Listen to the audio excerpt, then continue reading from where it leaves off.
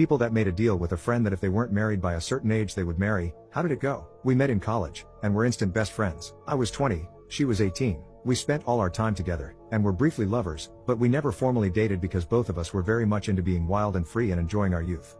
We dated other people on and off, but we talked about it and agreed that a committed relationship between the two of us would be an all or nothing kind of thing.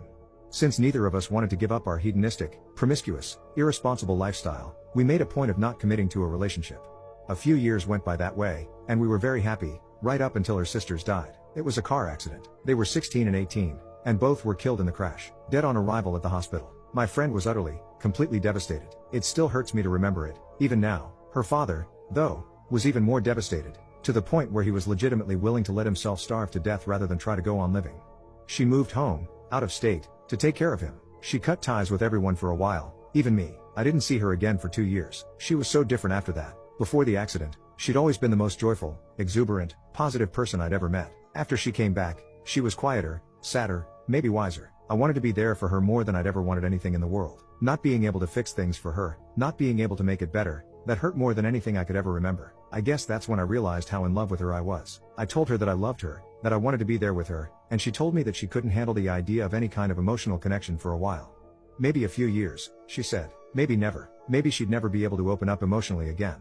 She said she needed space from me, particularly from me. She said she needed to figure out what it meant to be alive in a world where her sisters were gone. She asked me to give her time, and I told her that I'd give her anything she wanted. She told me that she'd never been happier than she was when we were together. I told her the same. I told her that I understood, and that's when we made our pact. I was 25 then, and she was 23. We agreed, if she turned 30 and I turned 32, and if she had learned to heal, and if she hadn't fallen in love with someone else, and if I hadn't fallen in love with someone else, then we'd get married.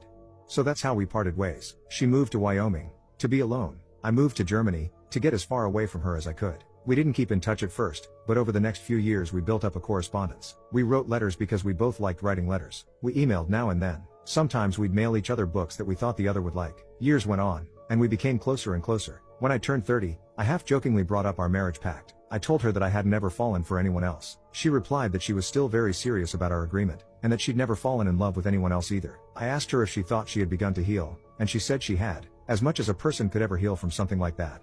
A year later, she told me she'd like us to meet and spend some time together, to see if the spark was still there. It was. She was living in California at that time, and I found a job there. I'd always wanted to live in California anyway. I proposed to her 6 months later, and she smiled and told me no fair, that I had to wait another few months, when she'd be turning 30.